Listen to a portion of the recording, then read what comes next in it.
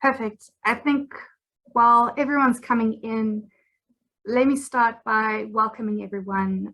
For those who have not met me yet, my name is Arina Murison. I am the Program Director and Moderator for today, as well as a researcher at the IGD. Thank you for accepting our invitation to this discussion. From my side, a big thank you to our sponsors, the Friedrich Ebert Stiftung in South Africa. We will be recording the event and making it available across our social media platforms, so this discussion will not be Chatham House rule. Please bear with us should we experience any technical difficulties. If you would like to make an input, please make use of the Q&A function. If you would like to make a video and audio contribution, I will allow you speaking rights in that case, and please put your camera and unmute. We will be tweeting throughout the event, so I'll be dropping the event tags in the chat box frequently to remind our audience on a number of discussion topics and who we can tag as well. So let me introduce the Institute for Global Dialogue's Executive Director, Dr. Philani Ntembu, for a word of welcome, followed by Sebastian Sperling, who is the resident co-representative for the Friedrich Ebert Stiftung in South Africa. This position is shared with Uta Dirksen. So with that, I'd like to hand over to Dr. Ntembu for a quick word. Thank you.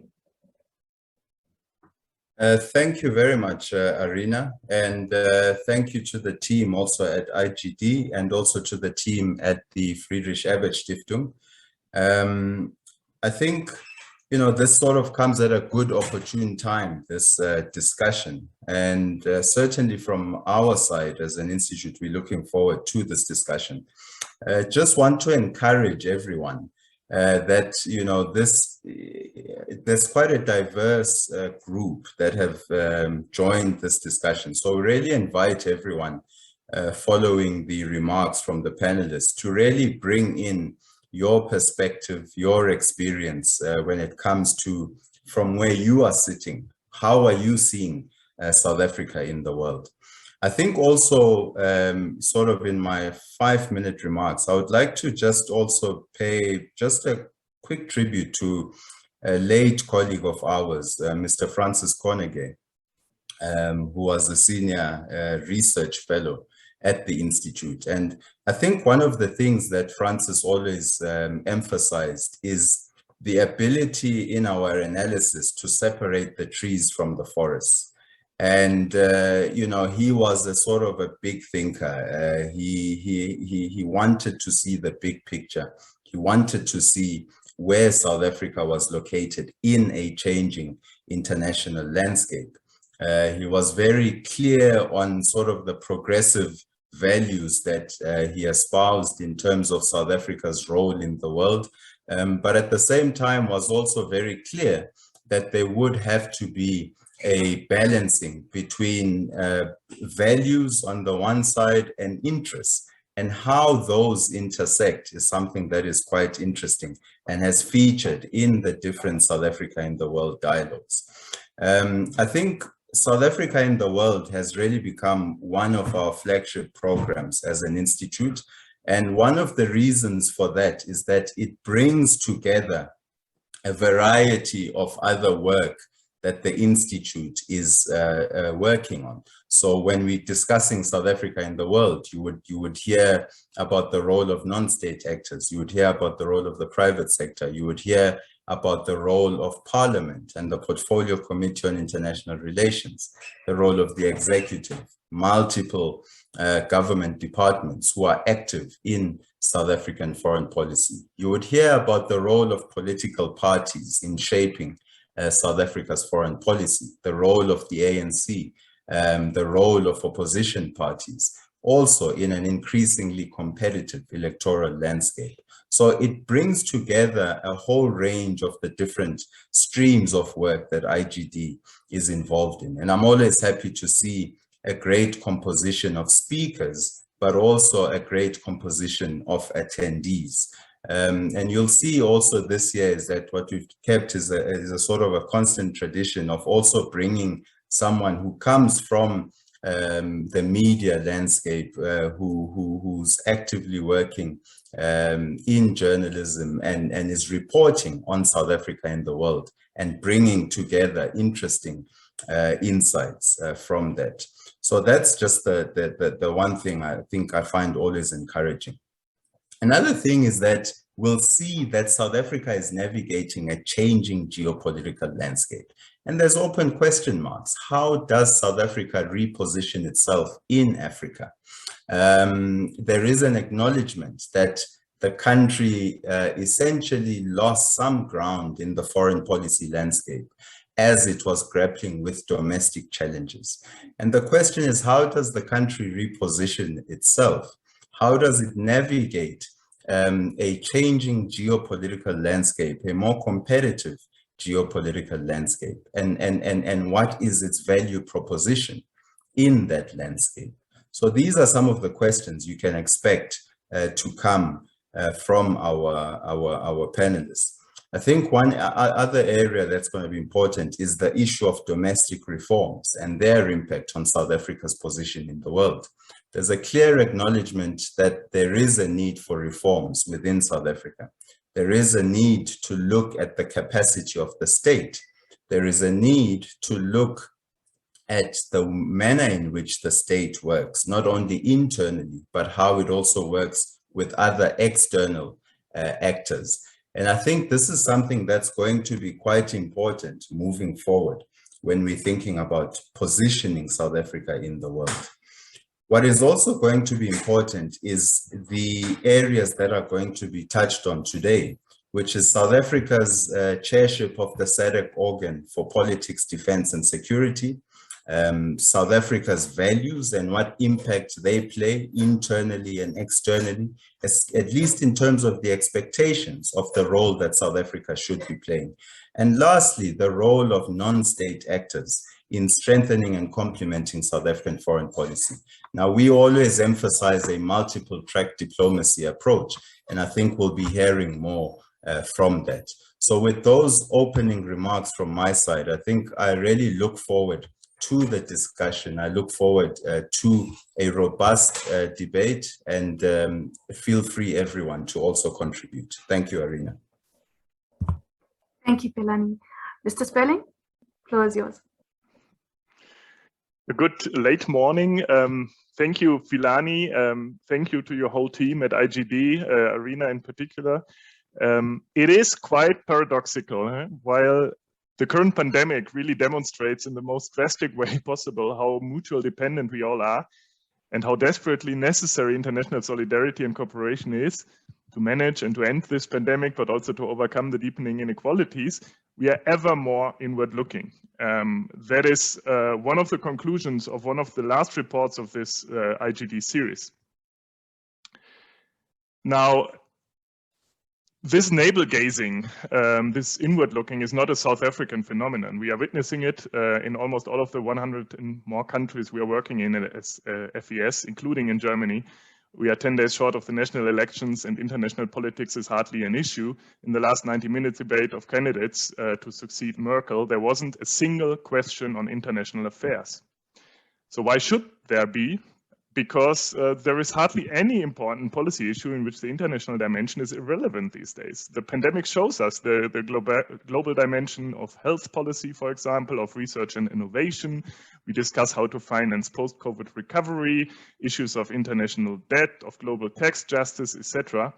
And not to speak of the climate catastrophe that needs a swift and just global response. So international relations and foreign policy need to be more than seeking investment and working on a narrow peace and security agenda.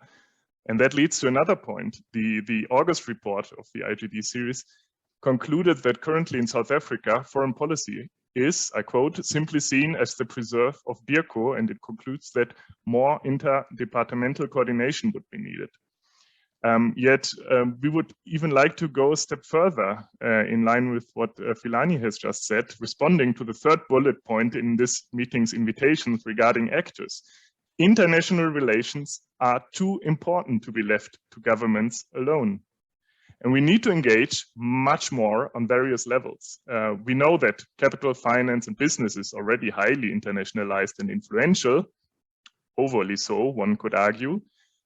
But in order to address the big challenges of our time mentioned earlier, and this is what we stand for, we need other interests, perspectives, and actors on the table as well. Yes, parliament, parties, but most importantly also the labor movement, democratic trade unions, the feminist movement, the budget justice movement, the climate movements, to name a few crucial ones. In part, they are already very internationalist in nature, yet they don't engage as much and are generally not always given the same prominence in foreign policy discussions.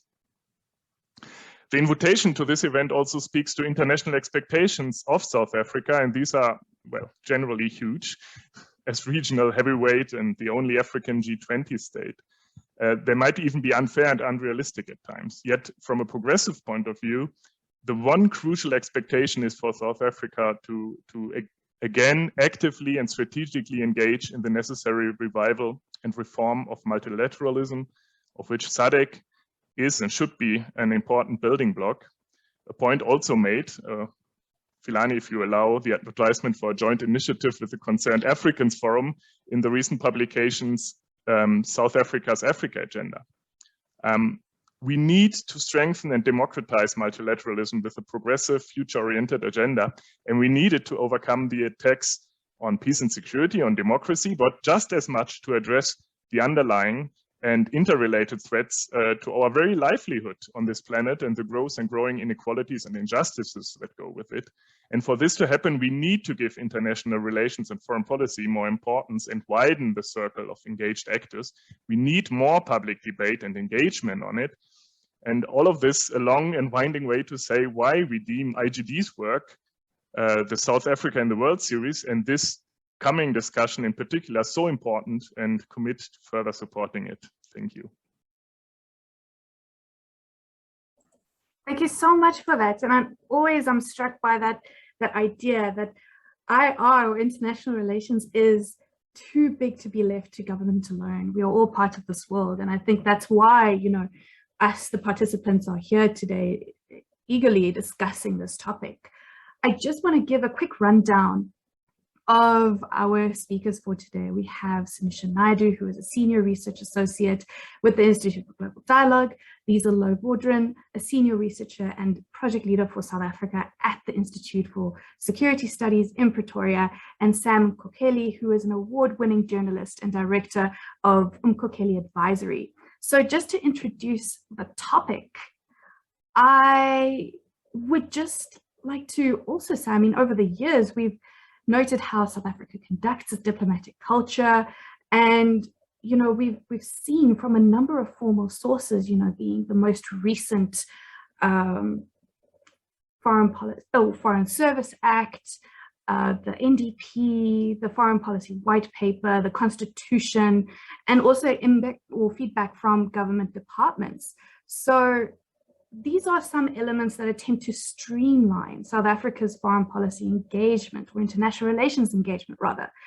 Another element, you know, is institutional governance mechanisms, your APRM and NAPAD, the newly ACFTA, that have the opportunity to link, you know, the foreign and domestic policy, especially, you know, with this orientation towards other African countries. But there still needs to be, you know, significant work taking place on these platforms. So the balance between pragmatism, ideology, also starts to play out through different interpretations of party-state dynamics and how South Africa also just engages in its international relations. Overall, issues surrounding rhetoric vis-a-vis policy coherence, vis-a-vis operationalization, are impacting on the quality of value propositions.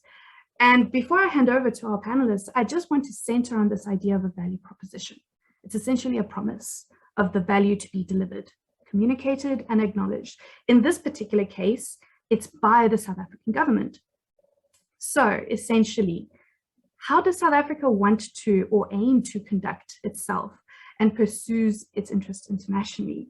What remains important, however, is the ability to bridge this gap between the stated value propositions and the operational dimensions, especially in better understanding what role that various state and non-state actors would have to play in operationalizing South Africa's quest for a better Africa and a better world.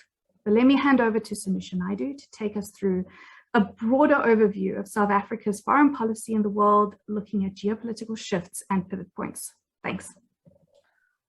Thank you very much, Irina. Good morning, colleagues and participants. It's always a pleasure to be on the platform with colleagues like Liesl and Sam.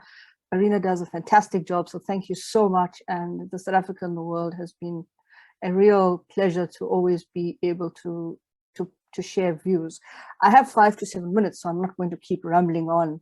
But what I'm going to do is just try and get to some of the key pivots in what we are seeing in the changing landscape with regard to South Africa and its positioning in the world. Before I do that, I just want to go to reiterate some of the points that I think is very critical when we talk about South Africa's foreign policy architecture.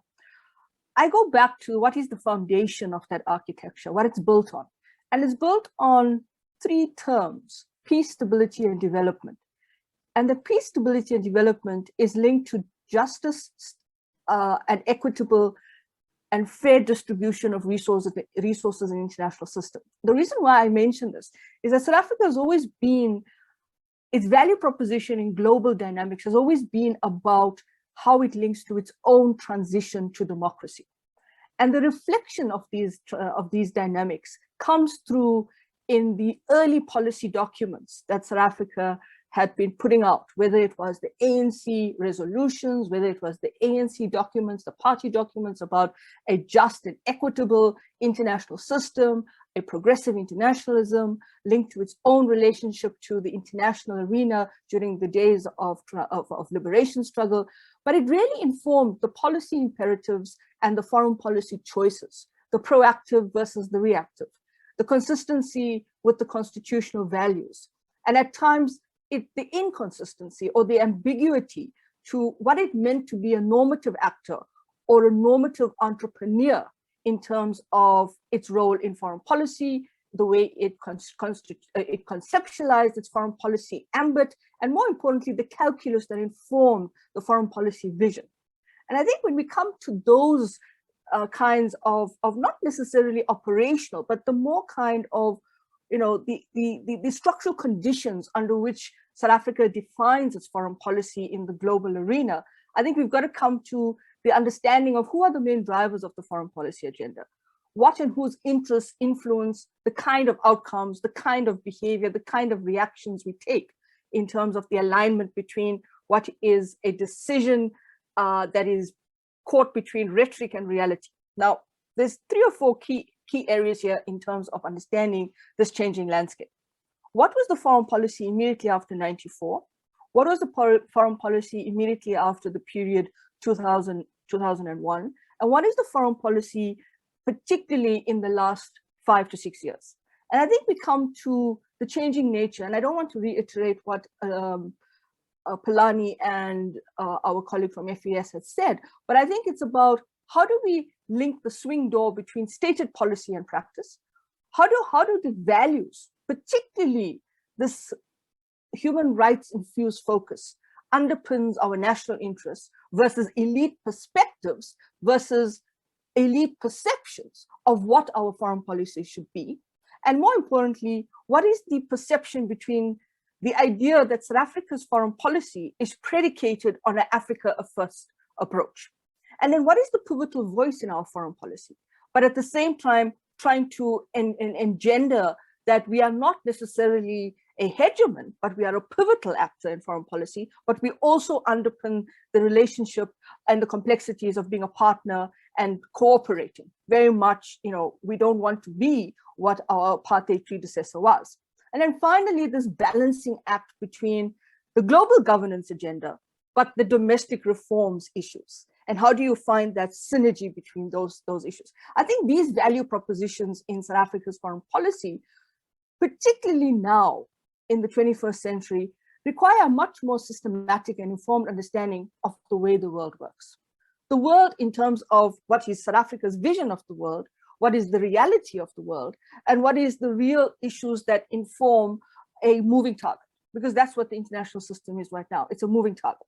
And based on that idea of a moving target, it's not just government that has to show, where its foreign policy niche is, but it's about how it accounts and creates oversight measures in terms of what it does in its foreign policy.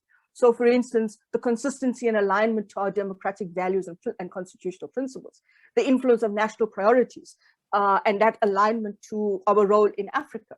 Are we just still a gateway to Africa? Or is that concept of gateway has to be much more nuanced in terms of what it shapes our foreign policy behavior? In the case of navigating the political landscape, Palani spoke about competitiveness, he spoke about the stakeholders. It was also about broadening the stakeholders. What is our growing relationship with BRICS and IPSA? Are those still relevant? And if they're relevant, how are they relevant? We know we're part of it. We're part of the G20. South Africa was quite instrumental in terms of the DSSI in the G20. With our role as chairperson of the AU, President Ramaphosa was very pivotal and instrumental in the whole question of vaccine diplomacy, constantly highlighting the inequities of our global health diplomacy and the fact that global health should be a global public common good. But at the same time, how do we juxtapose that with our growing relationships with other actors in the international system, particularly, with our traditional partners in the North and so forth? What does it mean when we talk about global governance reform agenda within the UN and the G20? Are we still an identitional actor? Are we actually understanding what this identitional role is? Are we pushing forward for a new kind of, or a new informed internationalism? We spoke a lot about progressive internationalism in previous issues, but the world is a much more dynamic place. It's much more integrating and disintegrating. The social justice struggles, the question of speaking truth to power, the question of reforming the multilateral or transforming the multilateral. What is a just transition? What is the shifting narrative? And the kind of shifting narrative in terms of where is this narrative taking place? Are we bringing that narrative to where we want to bring it in terms of the integration of Africa in that narrative, beyond just the investment headlights and the trade winds that we think about? And I think here there are three things I want to emphasize about the way we look at the global trends. What is our situational analysis? And based on that situational analysis, I want to ask the question is, how much are we in tune with the way the world is changing? For example, are we essentially sitting in our, especially government, but also other stakeholders, and understanding that the situation in the Middle East has profound impacts, not just for a kind of security and traditional security architecture, but it has profound impacts for the way it changes the global architecture in terms of the reform agenda. Do you include the Taliban now in Afghanistan in terms of recognizing them at the UN, but also engaging with them, or just where do you actually put those processes in? What is it when we want to talk about particular issues like the situation in Palestine, the situation in Western Sahara? Are those narratives that we have constantly put forward in terms of what we are talking about, are they keeping up with the times? And I think this comes back to the operational value proposition that Irina spoke about.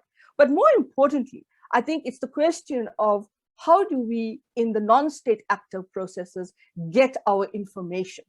Whose information are we translating into the narrative and responding to it? Because there's a disconnect between what happens in our foreign policy media and how the media is defining our foreign policy value proposition, and how the stakeholders in government are defining what their value proposition is in foreign policy. And there's a disconnect, because the disconnect is that there's two basically juxtaposed and contradictory narratives that are coming out. I just want to also end off on this point, and that is the question of our capacity, our capability, but also the resources that we are able to invest in our foreign policy proposition dynamics. What is the expectation when we actually start talking about transforming and reforming and creating a professionalized foreign service? Is it enough to just professionalize it, but it should also have the ability to integrate capabilities where people are genuinely saying, I want to have this kind of foreign policy career path, because I want to actually ensure that our foreign policy value proposition aligns with our strategic vision and purpose of intent. I'll stop there, Rina. Thank you so much, Sanusha. I just want to touch on a poll that I have launched. It's just about your impressions. At any point, if you'd like to engage with it, it will be much appreciated. And I mean, just to come back to your presentation or your openings, information is key in this regard. Media gives a different picture. Government has a particular direction it wants to go in. And in that, where do we find ourselves? At IGD, we have several watching briefs on the continent and regional dynamics. But what strikes most is always the urgent situation we see unfolding in SADC. We hold, the SADC Organ Chair, but what kind or what are the kind of realistic expectations in pursuing this kind of regional engagement?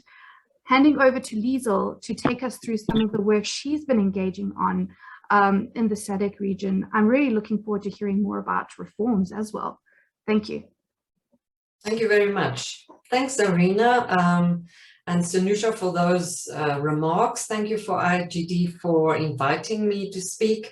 I will look at SADC and what can be expected from South Africa in 2021, but perhaps just start with a general remark about the expectations of South Africa's foreign policy and the values we've been talking about this morning, as it is seen from the outside, perhaps after a very trying 18 months marked by the global pandemic.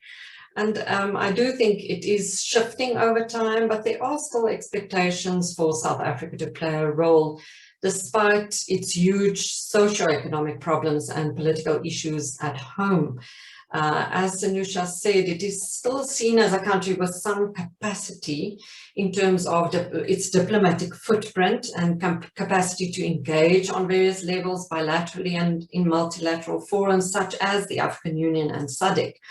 Not only state but non-state actors as well, obviously. Last year, as was mentioned, we chaired the African Union, and although we didn't manage much in terms of silencing the guns, one could say that President Ramaphosa stepped up to the plate to ensure the continent's voice was heard, to coordinate the responses. He is still doing this as a champion for COVID-19, actually. And secondly, in terms of the values, I agree with Sanusha totally. There is a sense that South Africa's commitment to peace, stability and economic development is still out there. We see now South Africa's role in peacekeeping in the FIB in the DRC, but now also in the Southern African Mission for Mozambique that I'll talk a little bit about later. And then, of course, South Africa's commitment to the AFCFTA, now run by Wamkele Mene from Ghana, the Secretariat, as one of the pillars of our foreign policy.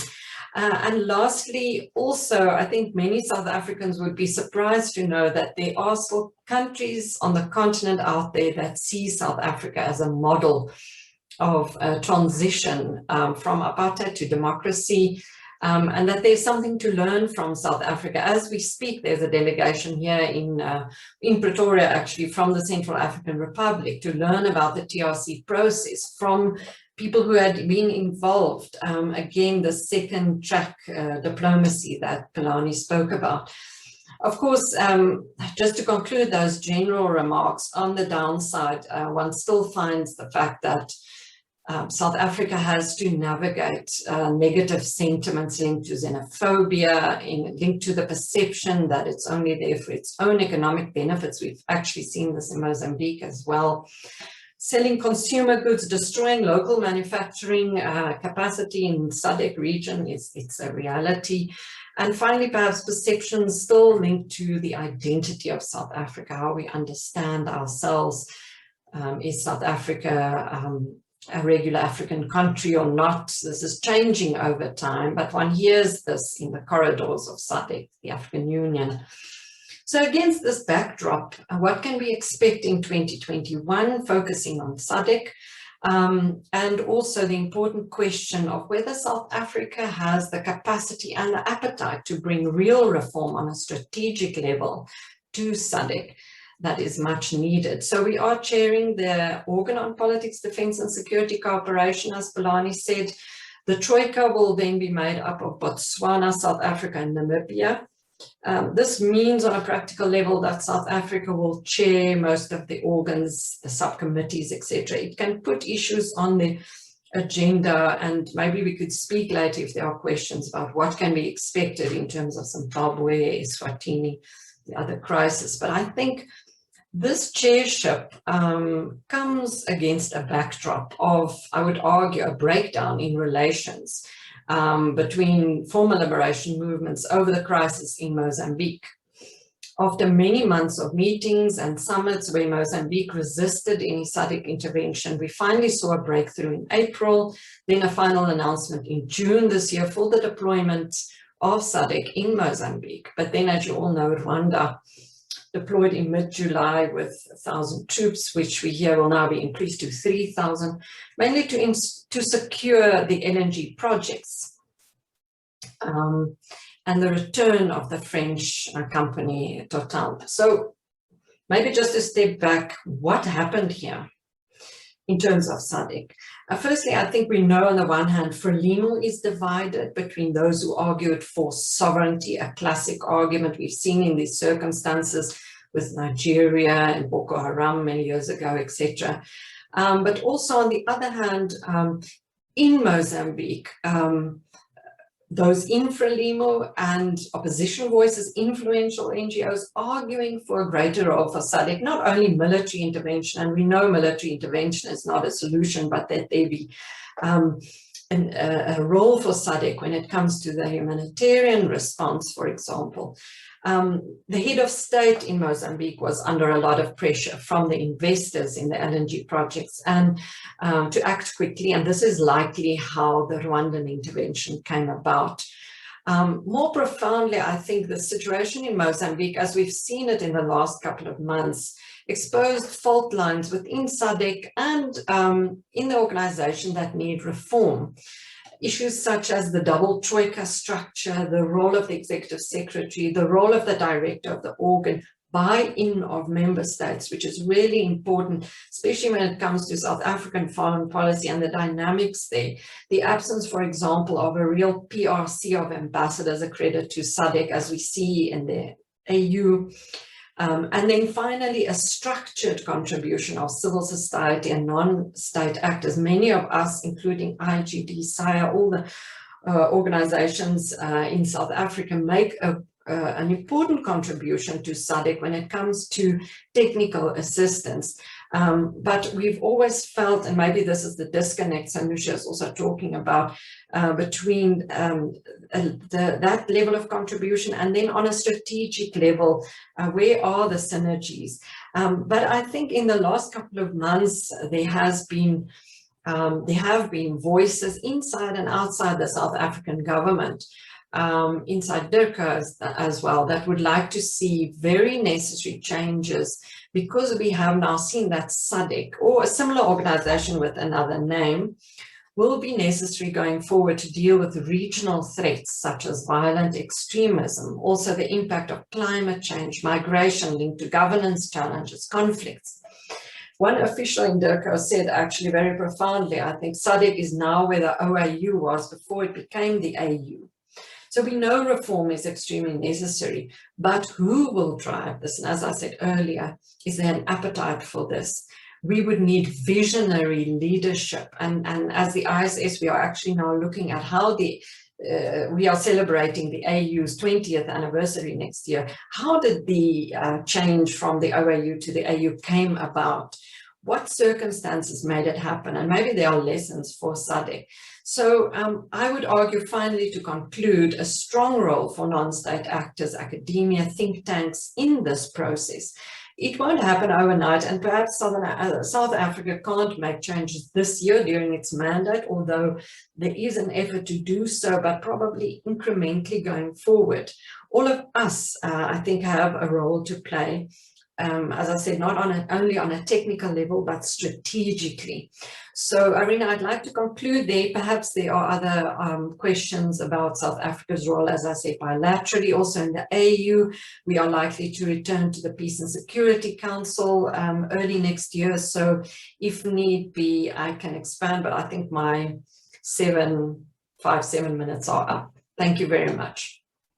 Thank you so much, Liesl. And I really appreciate that point you had on visionary leadership, because now we're starting to come back to understanding the role of what people actually have to contribute.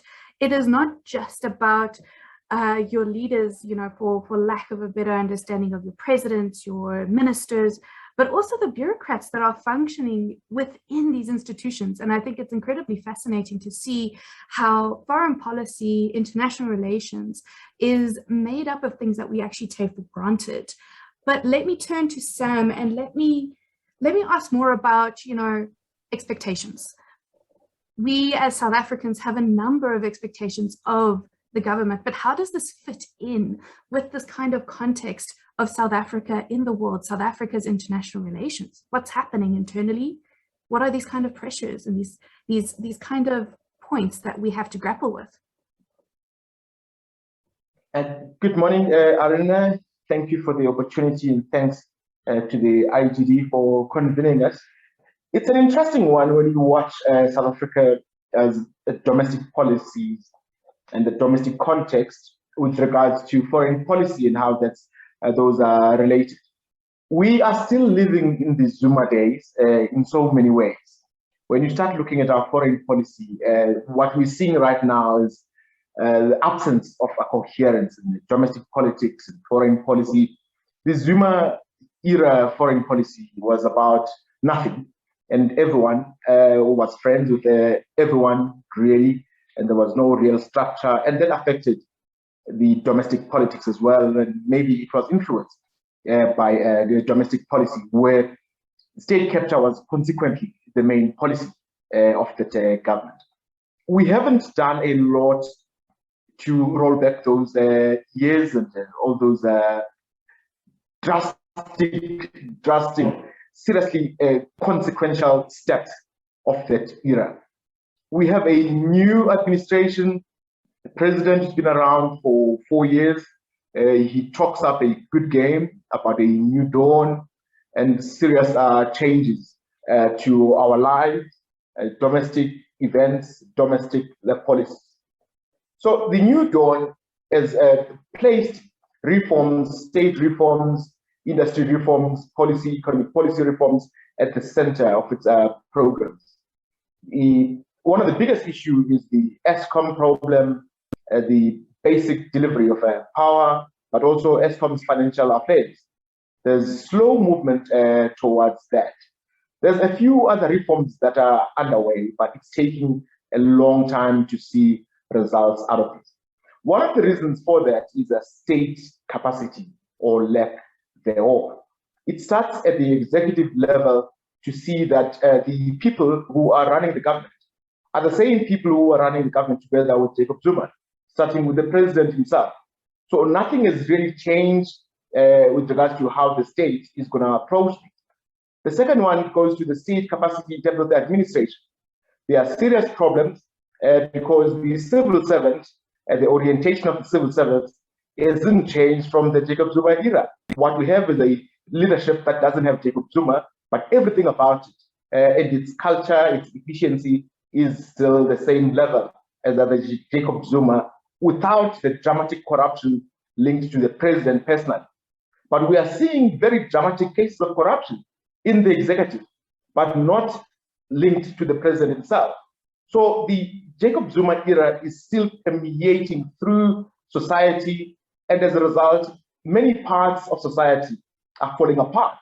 We saw it during the unrest recently, where various communities were taking part in looting driven by people who are acting in Jacob Zuma's interests.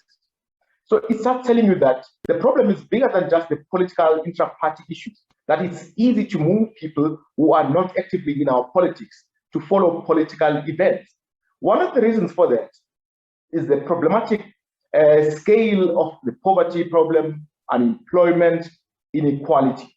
So it's easy to touch up parts of our lives, infrastructure, our city. So there is a ticking time bomb we've been talking about for a good 10 to 12 years now. And we don't have a leadership that can galvanize society and deal with these matters. Because at the top, the leadership is about basic survival or its own reading of the perceived threat to itself. I would imagine the leadership is much stronger than it realizes. We are seeing a number of issues that show that there are serious threats to democracy. The unrest being one of them. It tells you a lot about our democratic culture, that you can galvanize people in Soweto to come up and go loot because there is a political problem. So a country in the state that South Africa is not going to help anyone outside South Africa to make any contribution in terms of what it has to offer, because what we have to offer is a policy incoherence, anarchy in society, and deeper problems. So inequality becomes one of the major issues that has come up in South Africa, and you see business concerned only with its very narrow issues, and at the same time, the very same business is the one that gives the government a sense of credibility. We don't get a hard talk from the business sector that we actually help push the government towards a better state. So we are a society that is very unhealthy in a number of regards, and it's actually only natural that our foreign policy offering would be the same as our domestic policy issues, because foreign policy itself is a reflection of the domestic issues. We are in a number of ways the state of anarchy in terms of policy crafting, policy articulation. Minister comes up one day with a green paper, the next day we're told it's not a green paper. And the next day, the ruling party cannot get itself to register candidates for an election. There are serious questions about the independence of the institution that runs the elections. So we are not in a healthy state in a very, very bad way. Thank you. Thank you so much for that, Sam. And when we talk about these ticking time bombs, we have these kind of worst case scenario, very pessimistic pictures that just rush into our minds. And just to draw from a separate conversation we've had in the past, is it time to stop asking for permission?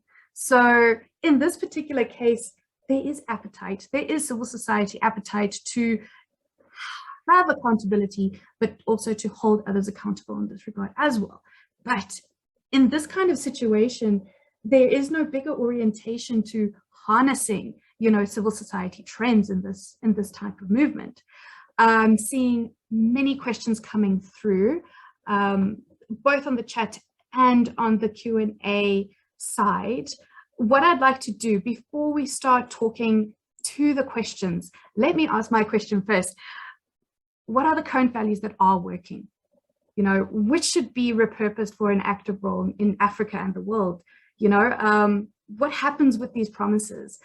What do they mean for expectations of South Africa right now? I mean, are we seeing very unrealistic ones? We've spoken about, there's this kind of big toll, to this rather long road that needs to be walked in with regard to this. But let me open it up to any takers on the panel right now. What are the values that are working?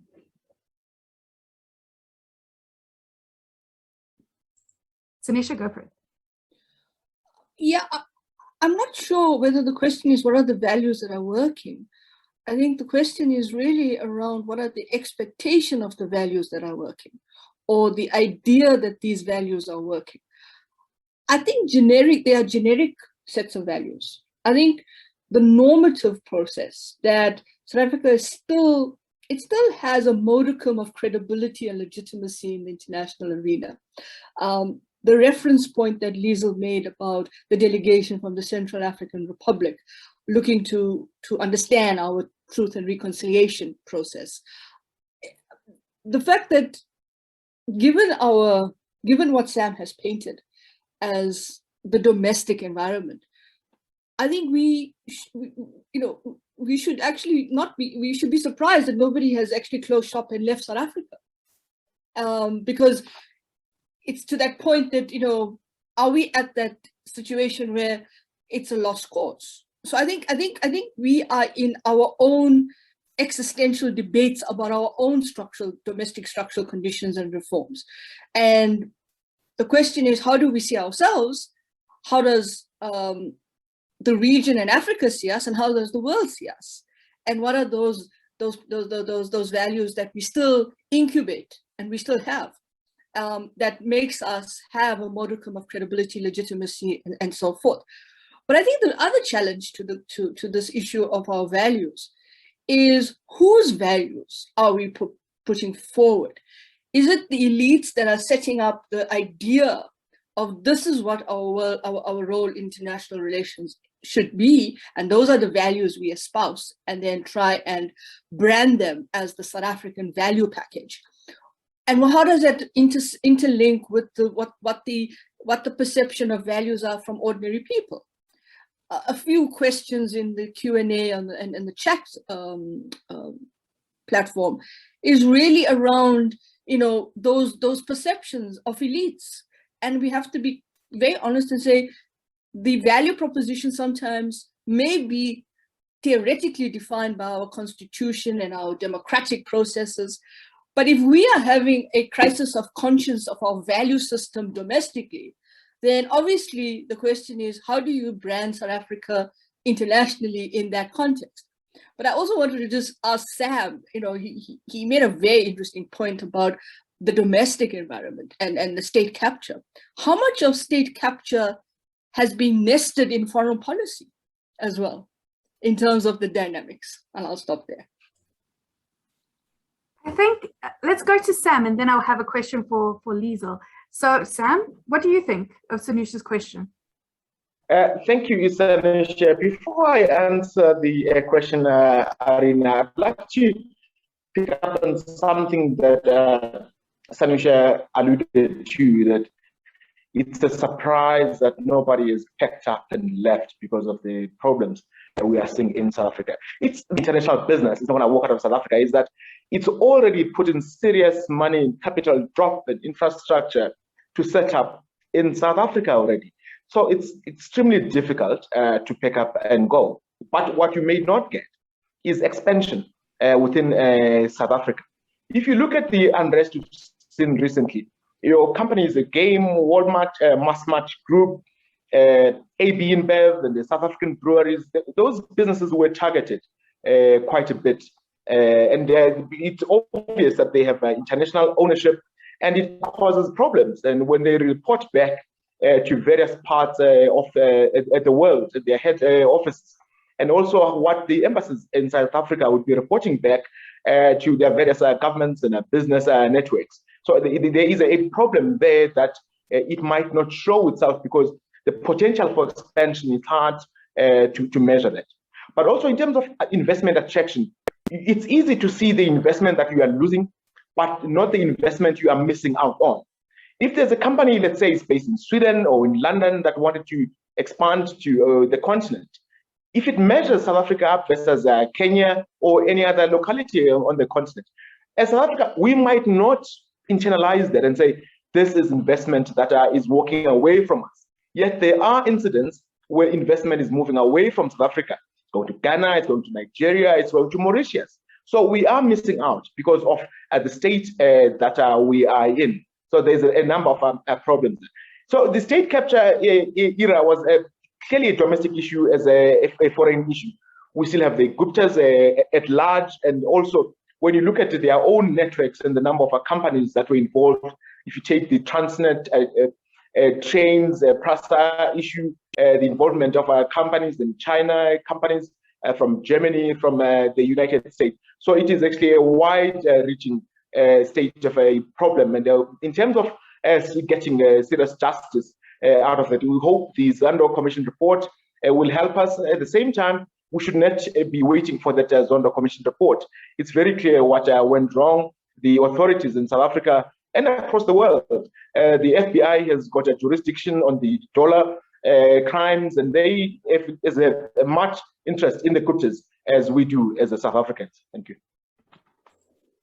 Thanks, Sam. And at this point, I want to ask Liesel, there's a question in the chat that says, SADC and despotism in Eswatini, Swaziland, why is SADC silent for so long and caught off guard due to the response and revolt of the people on the king's authoritarianism, South Africa included as a neighbor, silent for so long? And if I can ask as a tag on, I mean, you've done phenomenal research on corporates in Africa.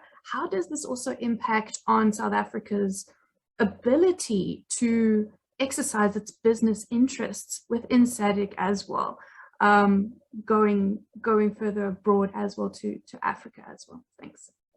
Thank you for that question, Arena. And I see several on the chat about Eswatini. Yes, I think again, as civil society, as academia and so on, we can probably assist DIRCO to analyze the situation on the ground, because from what we understand interacting with officials, there is a sense of disarray. I mean, for very long it was dormant. We knew because of business interests in the Zuma era specifically, you know, Eswatini is so intimately linked, I think, with the local dynamics that there seems to be a problem defining the opposition and its nature and its links with the kingdom, the role of the EFF, Kusatu, you know, as I say, it is intimately linked to the domestic situation. And then you have SADC that did launch these two, I mean, the SADC organ led by Botswana did launch an investigation after the riots in July. I mean, it actually coincidentally happened very shortly after the riots in KwaZulu-Natal and Gauteng. And then we had the summit on the 17th of August, and hardly anything was said about Eswatini. It wasn't even on the agenda. So when we asked the question to the officials, the answer was that, yes, they don't have a clear answer as to, as I say, the links between business interest in Eswatini, the opposition, etc., which is probably, I mean, as I say, we could assist there probably with better reporting, better analysis of exactly what is going on in Eswatini. But this is where we are now. South Africa is chairing the organ, and we would really like to see some movement on that now at this point. There were some questions before I get to your answer, issue about business, about the coups, and I think generally, as one professor said, you know, the values of South Africa when it comes to saying there's confusion in the international arena. I think that what we saw in places like Guinea, now Mali, Chad, even if there had been a coup in Cote d'Ivoire, one wouldn't have been surprised. It's an example of the African Union and states in general not taking heed of early warnings of crisis, and then a coup happens and then there's condemnation. I think one commentator said this. When it comes to Zimbabwe, and I would argue also early 2019, end of 2018 in the DRC, South Africa and SADC certainly chooses the values of peace and stability over democracy and good governance, and let's say free and fair elections. I think everybody understands this. In the DRC, SADC accepted an election result, which I think there was quite a bit of consensus, you know, didn't adhere to all the SADC's guidelines on free and fair elections, but be that as it may. So that's Zim and the DRC. On the business links and corporates on the continent, I think that is really where there is a disconnect as well. Sanusha referred to that earlier, but it is almost as if business, and let's be honest, it's mostly often you know, white business also in that doesn't talk to government, and so there's this disconnect. You have a huge footprint of corporates, and we are the greatest beneficiaries of the CFTA, you know, the Continental Free Trade Area, let's be honest. But then at the same time, where is the synergy, you know, with what South Africa wants to achieve in terms of its foreign policy? Many issues, maybe I haven't addressed all of them. Maybe just one final about what works, Arena, you asked that earlier. I think one of the pillars of South African foreign policy that has worked is African solutions for African problems. There was a time at the end of last year, the beginning of this year, where we were all expecting non-African foreign military intervention in northern Mozambique because of the economic interests there. And there perhaps civil society also played a role in pushing SADC to look at African solutions and South Africa as well to get involved. So not to talk too much about Mozambique again, but I think there it did work, because that would have been so disastrous if we had seen the Foreign Legion in Cabo Delgado, the French Foreign Legion, I mean, or other, actors. We did see some Russians there, the Russian mercenaries, but at least we stuck to that principle. Thank you, Lisa. And I'm going to stay with you because there's quite a few questions while we're still talking about Mozambique. There's one specifically about just looking for information. Has SADC extended the mandate in Mozambique? Will South Africa play a bigger role in the deployment? What will this look like in terms of military support? There's another one that's just come through on the chat in terms of why was South Africa there after Rwanda? And if I can just go a little bit higher, just to make sure I group them all nicely, it's really reflecting on the role of the organ. Is it, and I suppose this question is really wanting to ask, is the organ going to be functional? Is it going to be efficient in addressing these challenges? I suppose we can define efficient or successful in various ways, but what do you think about that? Yes, thanks. There are two platforms of questions, so I'm hoping and thanks for summarizing those. Yes, in terms of the mandate, it was just a 3-month mandate, but literally SADC has just started its deployment, and it's encountering many difficulties because of, as I mentioned earlier, the kind of resistance from Mozambique initially, then the Rwandan deployment. So we expect it to be extended. 1 billion rand almost was announced by President Ramaphosa in July. At this stage, there are only around 200 South African soldiers as part of the SAMIM, so we haven't literally spent all that money. It is likely to be extended. South Africa is playing, I would say, the biggest role. We are the force commander of the SAMIM in terms of capacity. There are, at the moment, troops from Lesotho, Tanzania, Angola, a few troops. Zimbabwe is training according to the Zimbabwean government. And so South Africa and Botswana are actually playing the biggest role. And I think, it is a very, very interesting case of how these multilateral deployments can go wrong somehow. It literally, South Africa and SADC didn't come after Rwanda. I just have to state that. Literally almost at the same time, because the announcement by President Ramaphosa came on the 15th of July. Literally in a few days later, the Rwandans arrived. And for those who are watching multilateral deployments, ECOWAS took months and months and months before it could intervene in Mali in 2013. The French came at the drop of a hat. So you almost, these multilateral deployments need consensus. We have very little capacity in the region in terms of financing these very expensive deployments. So while we can fault SADC on many issues, I think here there seemed to have been leadership from, from South Africa. I don't know if I answered all of that, Marina. Thanks. I think so, and I think in this particular case where we're talking about mercenaries, I think for the audience just to remember that mercenaries are really private security, and they often are used to promote these kind of commercial interests there that are non-state. So you're dealing with two different kind of responses as well. So again, I mean, we can compare them, but it's not necessarily comparing them with the same set of criteria at the same time.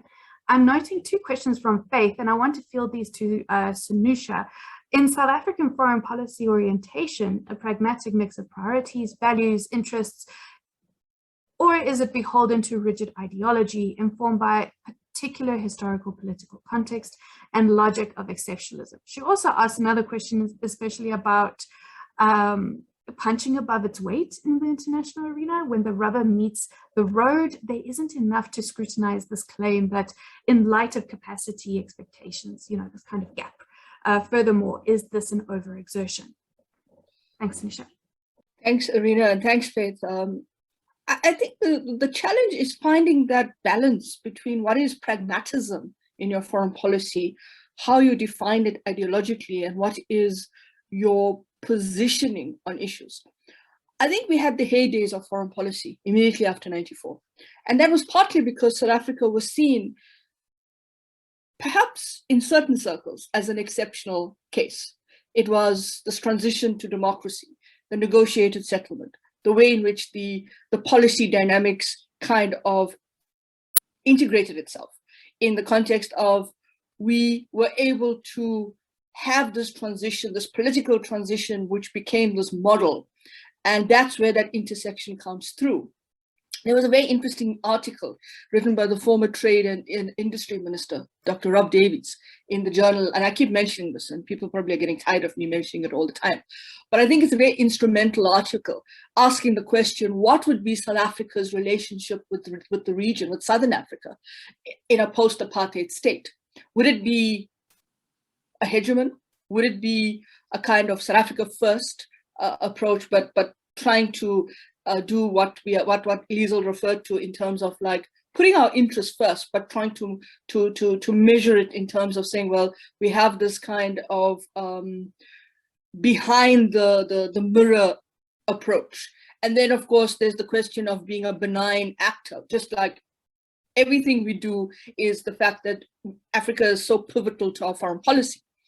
And I think those challenges of the changing structural conditions, both in terms of our understanding of the region and the continent and our understanding of our identity, the point that Liesl made, is something that we tend to kind of overlook. We kind of assume we have an exceptionalism.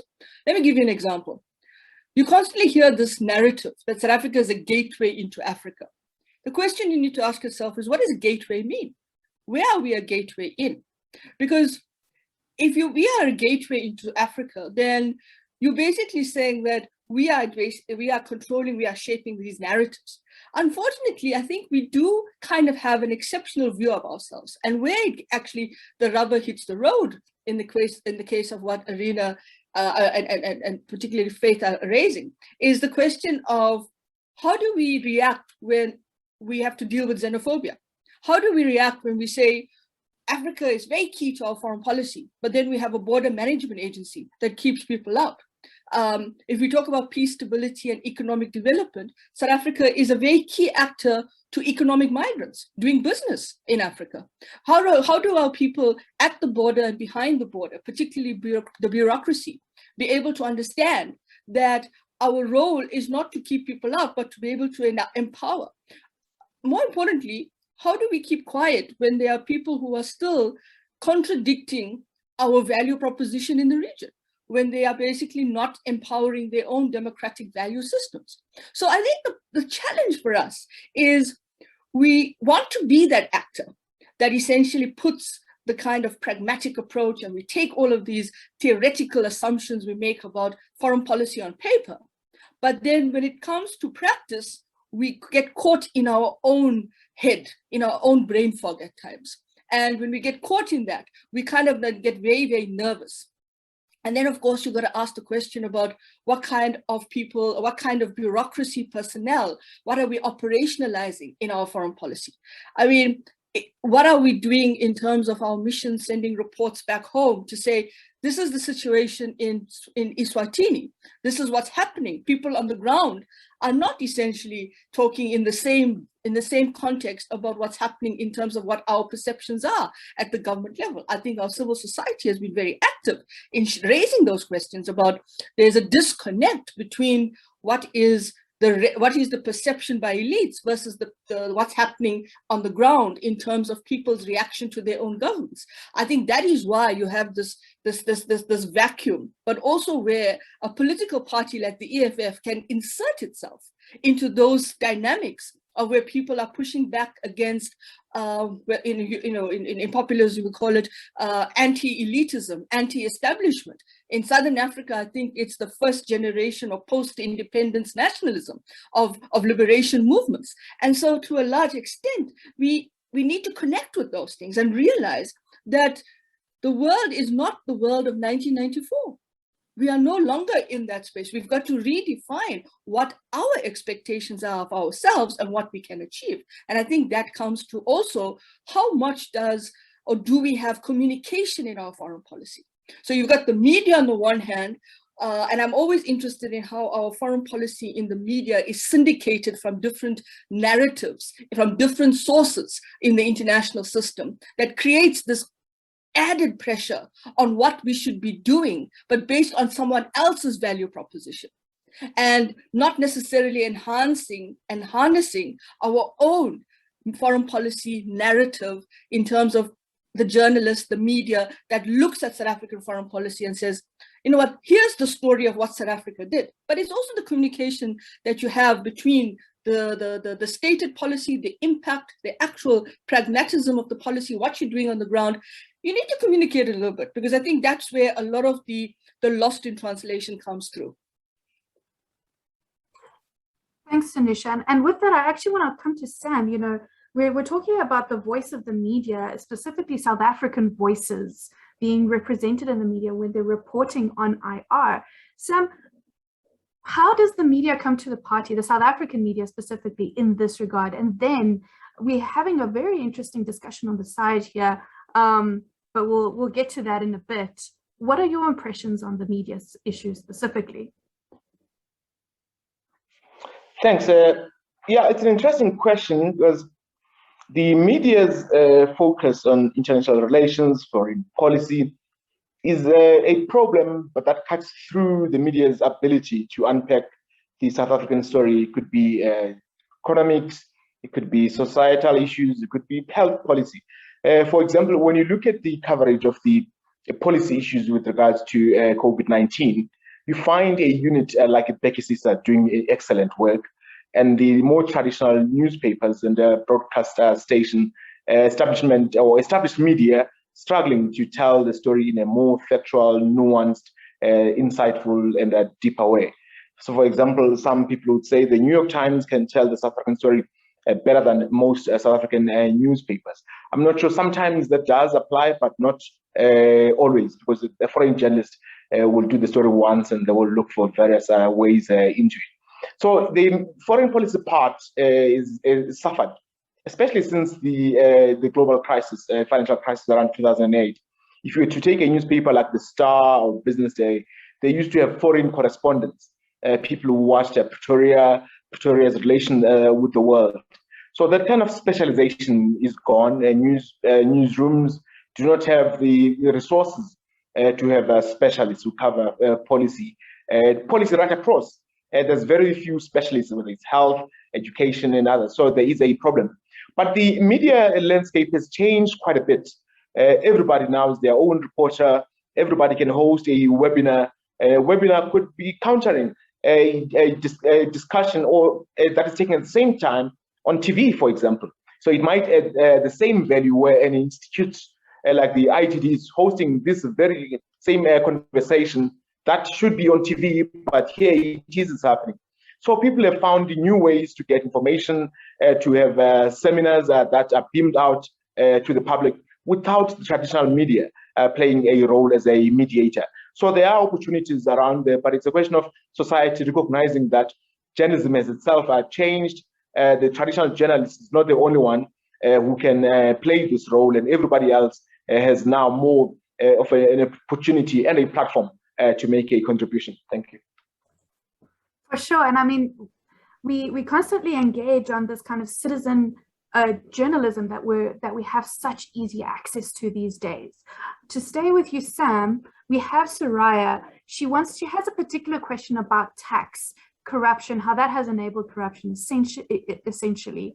But let me hand over to Soraya, and let me emphasize that this is, again, trying to pivot to an IR setting. So how is this impacting on our IR? Soraya, go ahead. Hi, good morning, everyone. Hi, Sam. I hope I'm going to make sense, and you would be able to make sense of an old lady who's been active from the UDF days and worrying about the fact that we had in the 80s wanted to demand that the VAT must come to an end. It hasn't. It has rather increased. But at the same time, the question that comes about when one works on the ground with people, and people seem to not have an understanding, there's just anger. Not understanding the question of how the budget is prepared. What does the budget mean? How does it mean the allocation of taxes? Where does the taxes come from? And then interesting engagement with young people who talk about the VAT, the what is it, the toll, all the different types, the VAT, the tax on petroleum, taxes on everything that you can find, and therefore their take-home pay is between 60 and 70% of their income, and they don't earn that much. But to have that amount taken off, and then of course because you're below the tax level, you don't have to file a tax returns, because it's automatically taken into consideration and you don't file.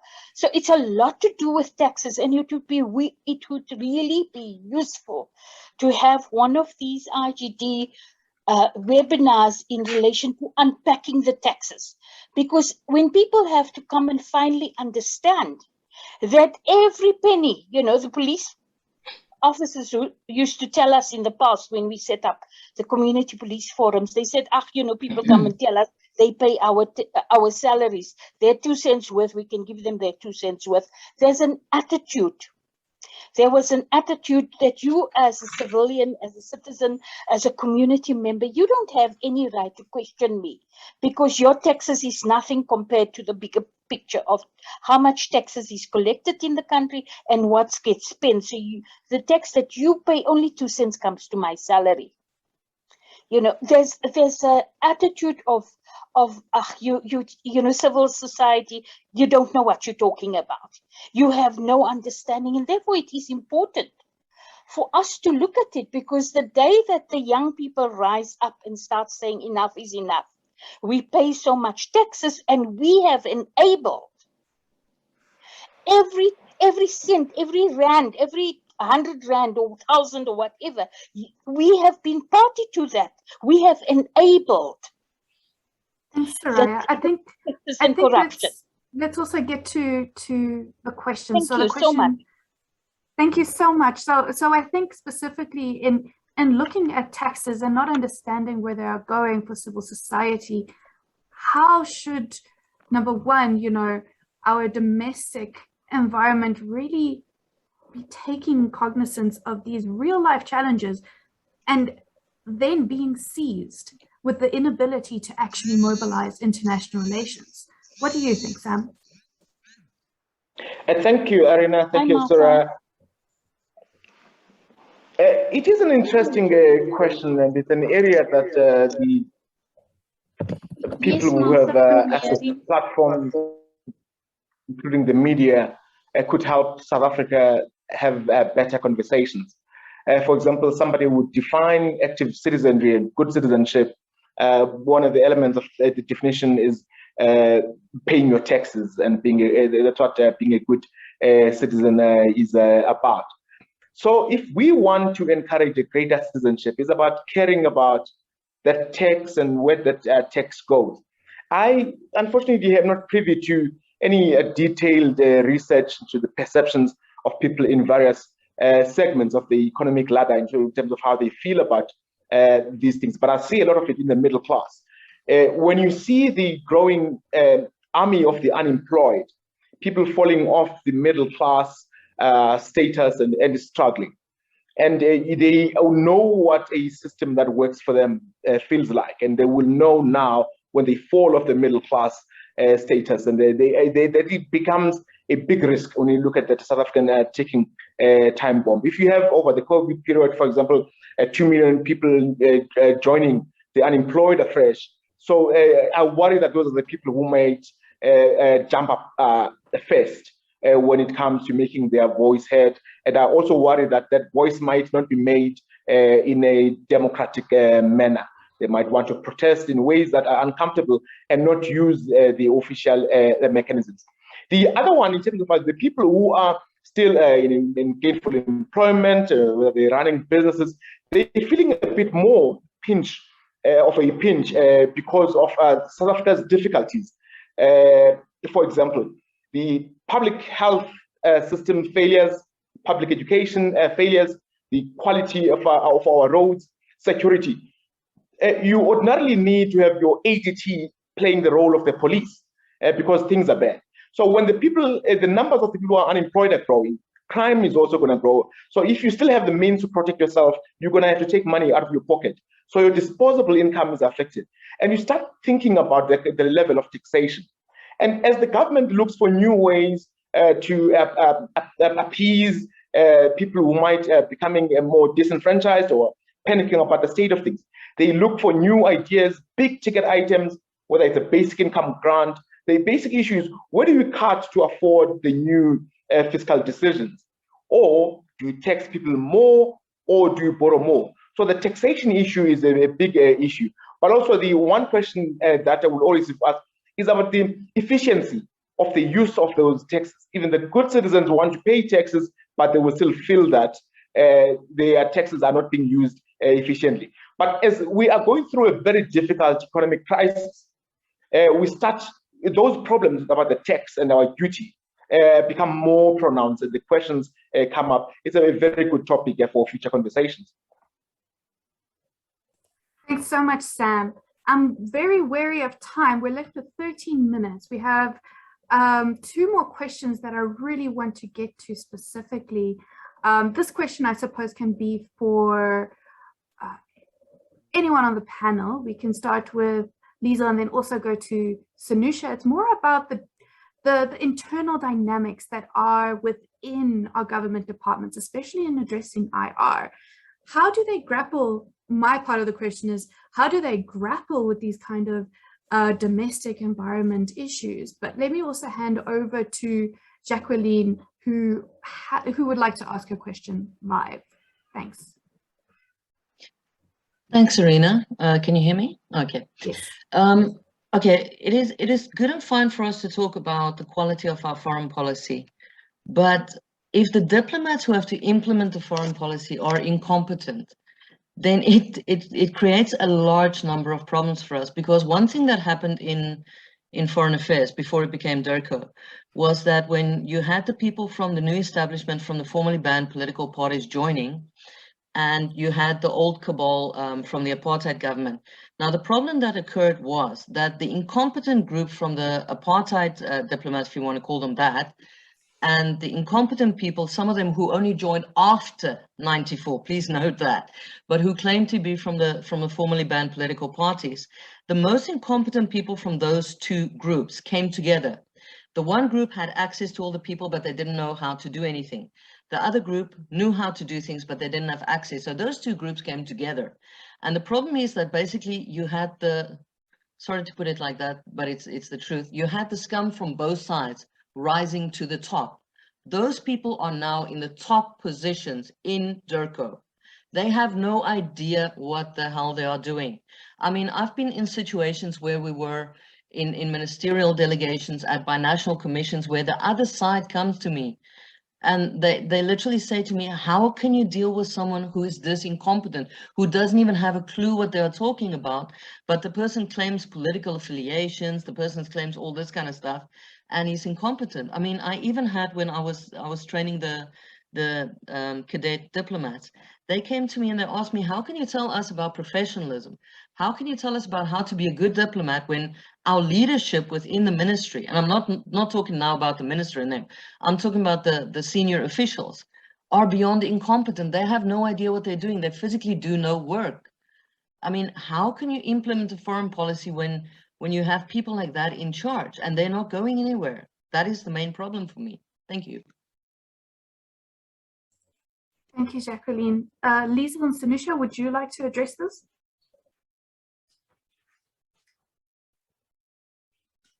Go ahead. Lisa. Let Liesl go, yeah.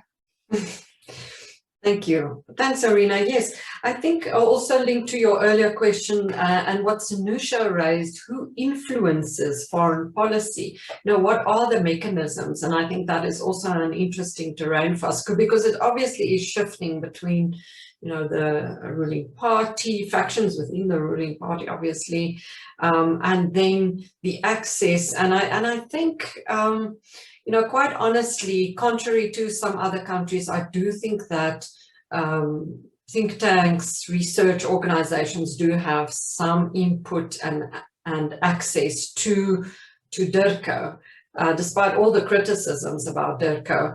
I mean, as an anecdote, I was driving from that beautiful OR Tambo building with a colleague from Zimbabwe, and he looked at me and said, "You have no idea how lucky you are that people are actually inviting us in to have a discussion."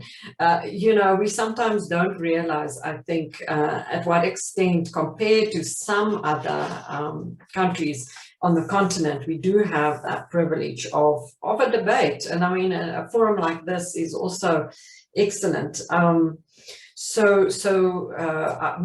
Sanusha has some insight on where the Aziz Fahad reforms and all those reports we had about DIRCO's reorganization. We had a foreign policy council on international relations, which you know, we don't hear that much of. Prof. Anton van Niekerk and those that served on that do interact with us. So I think it is tricky, but I think we do have access, and we are in a sense able to engage and to influence in the right direction. Yes, I don't know, Arena, if we have any time. I mean, there's a long list of questions about Rwanda, about the AU, about peace building, but maybe Sanusha should go first, and then we'll see if there's any time left.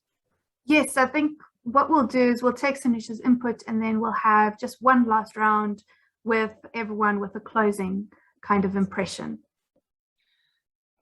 Thanks, Liesl. Thanks, Jacqueline. And I think it's a very profound question, is what is the qualitative assessment of our bureaucracy in foreign policy?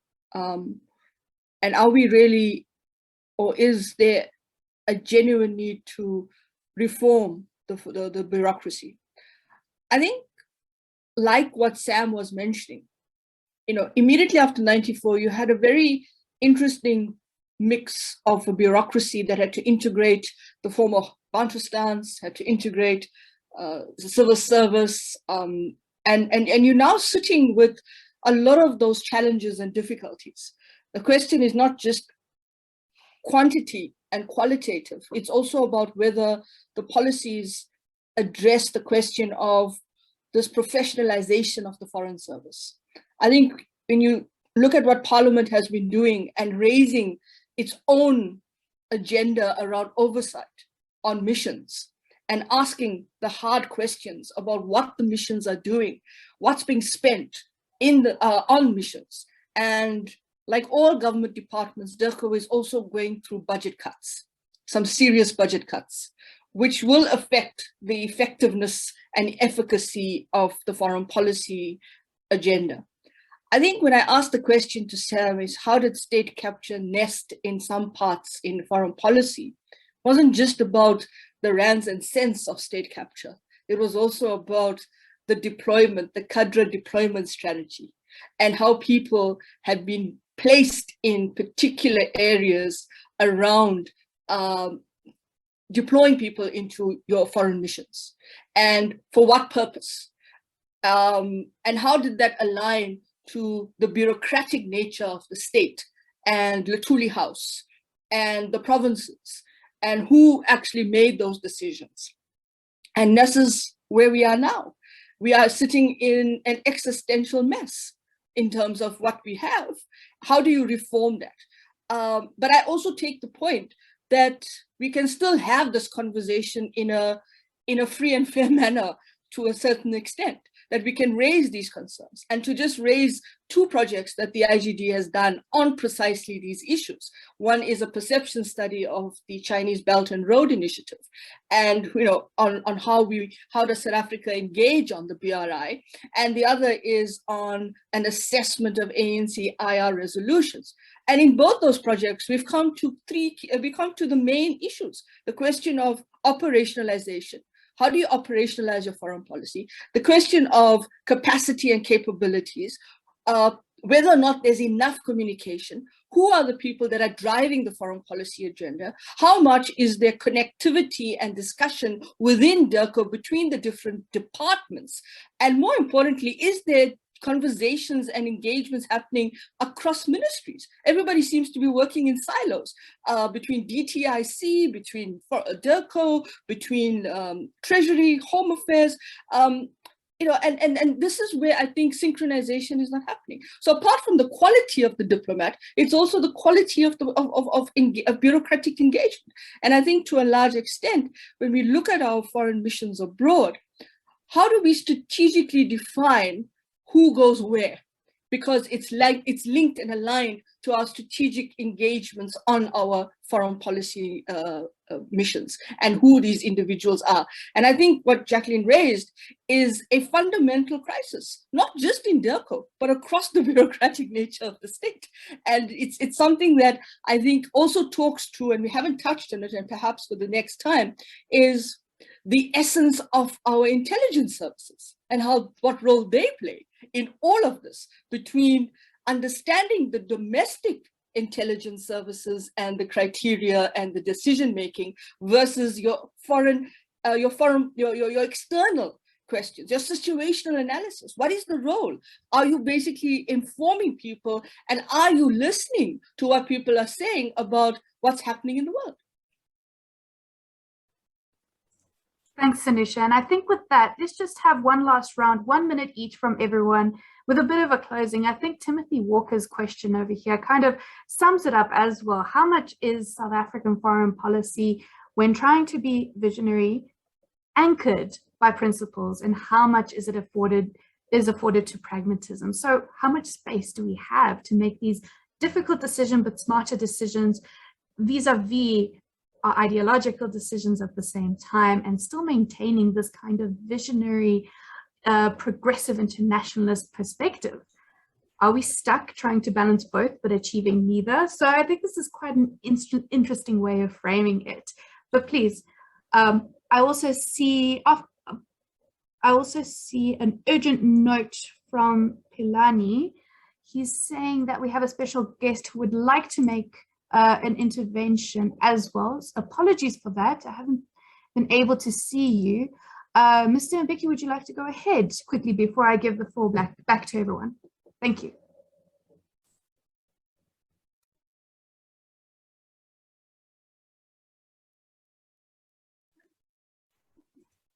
Okay.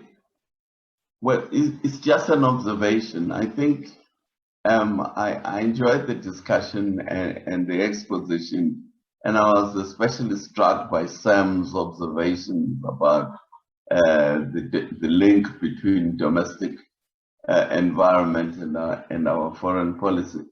But for me, what seems to have happened in South Africa is that South Africa's position in the world after '94, we acquired it really from the glory of South Africa, created ironically by the National Party's management or contribution to the economy of South Africa.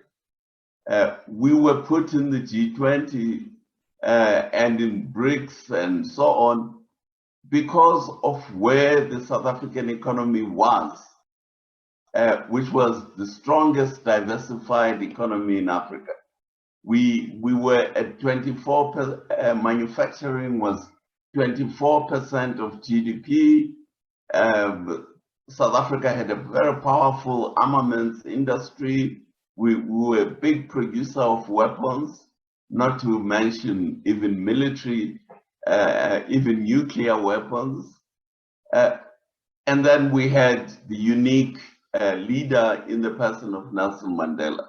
So to me, those are what put us where we were.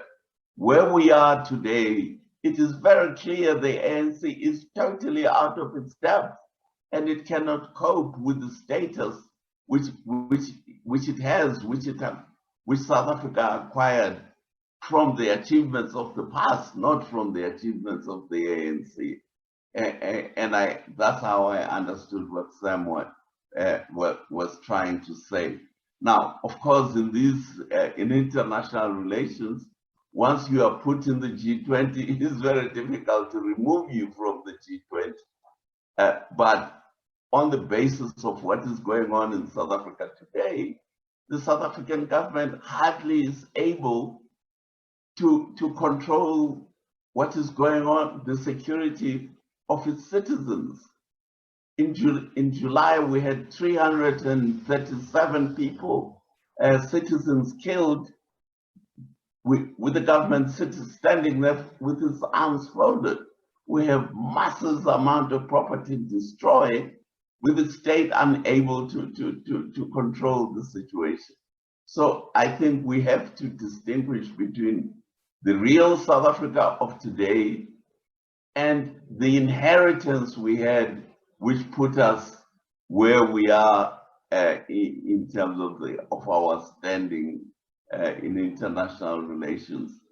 One was about the past. Today, we really definitely don't deserve those positions, and we are not able to live up to them, which is why we're in, for example, we cannot protect our own citizens against heroin being imported by the Mozambicans and sold in South Africa. We are unable to protect our citizens. Instead, we go and protect the Mozambique regime that is despoiling our society. Thank you, Madam.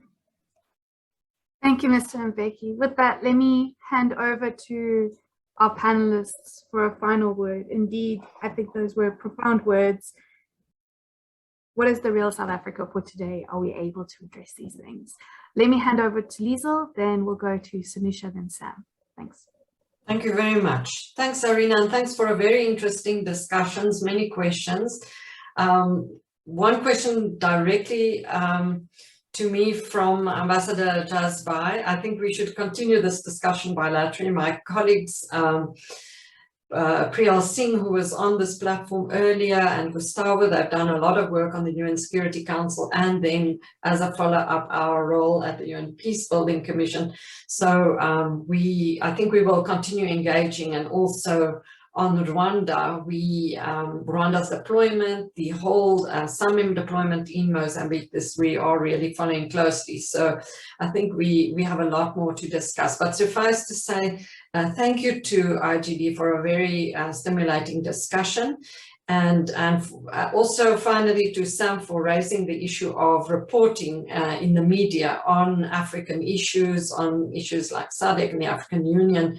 I think that is a very, very important point. And I mean, many of you know, I was a journalist before, and I've been lamenting the lack of reporting on foreign policy issues in the media for a very long time. So thanks for raising that, and thanks very much, IGD, for inviting us. Thank you, Lisa. I'll try and be as brief as possible. I think the challenge is really for South Africa to understand the changing evolution of its domestic environment and how the outside world sees us. I think when you take the point of departure of July, and the whole world watched and asked, you know, where is this oldest liberation movement turned political party? Where is it going? What is it doing? Is it able to stabilize its own country?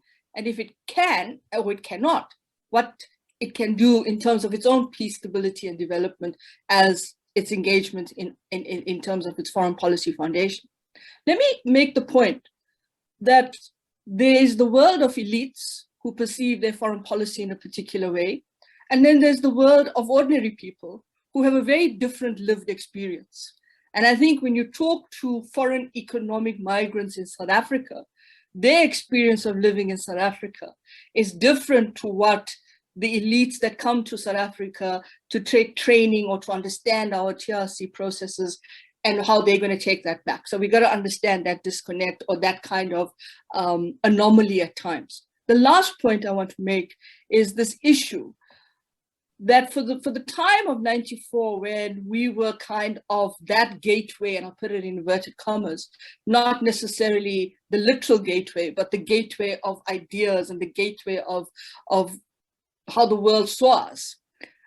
We also got to remember that the world, through our multimedia, were watching Parliament and the debates that were happening in Parliament, the debates that were happening in our domestic setting. And I think in Africa, you kind of have a different narrative coming out in terms of South Africa. And I think there are areas where South Africa's foreign policy needs to reimagine itself or become much more imaginative and creative and innovative, that it's no longer the static foreign policy of 94 or what you inherited, but rather how do you change in terms of structural change? And most importantly, you've got these infrastructure projects. The question is, are you a logistics hub, or are you going to be basically just exporting and re-exporting goods into Africa, which changes the dynamic of what your trade profile is? And how does that then create the kind of reaction to South Africa and the identity crisis? Thanks, Anusha. Sam? Thank you, Arina. And I'm grateful to Mr. Mbeki for his brilliant input. Thank you, Zizi, for that. When I look at the problem in South Africa, I would like to assert the one issue about the incoherence of foreign policy, that it became a problem from the Zuma era into the Ramaphosa era. Before that, you had the Mbeki era. The Mbeki administration, you could critique the philosophy on foreign policy, whether it was African Renaissance, NEPAD, and the building of institutions, African sovereignty, and Mandela era in terms of human rights. You could critique it. From the Zuma era, we've got nothing to critique. It didn't even pretend. The current government just stopped trying, the current administration. They thought foreign policy was state visits. COVID comes, people cannot travel, they just stopped doing anything. There isn't any pretense that there is this. This is where we're going. And the president focuses on investment. Investment is difficult to come because he has not done the very basics about state reforms. So we are in a very difficult period. And when we superimpose what we've gone through since 94 on the very colonial problems, and then we realize that that's the depth and the layers of the problems. And the outlook, it doesn't look great either. We might get the ANC dropping below 50% in the 2024 elections, or in the election after that. We might get into difficulties in the coalition arrangements that are perhaps necessary in growth, getting a new path steps in the next 10 years or so. So with that, I mean, part of the pain that comes with that is going to be uncertainty. If we struggle with domestic issues, oh well, I wish well anyone who watches it from outside South Africa. Thank you so much for that, Sam. And I think with that, I know we're about 10 minutes over time, and I just want to take this opportunity to thank you all. I mean, it's been our pleasure to host you. And again, a big thank you to FES for supporting us in this endeavor. A big thank you to the IGD team who has supported the project and who engages so actively on this issue. And of course, the panel who took time of their day, you know, just to, have this discussion with us and really engage on very tough issues at times. But going forward, please watch the space. As I said, we are going to make the recording available on YouTube, Facebook, and again, posted on Twitter. Going forward, we will be having more dialogues. Sometimes they're open, sometimes they're closed. Just to engage different audiences as well in terms of South Africa in the world. More than that, we're still going to be getting our reports, our 2021 reports out this year. So watch the space. Thank you again for coming and enjoying and engaging. Thank you very much to everyone. Wonderful discussion. Thanks, everyone. Thanks. Thank you so much. Bye, everyone. Until next time. Bye.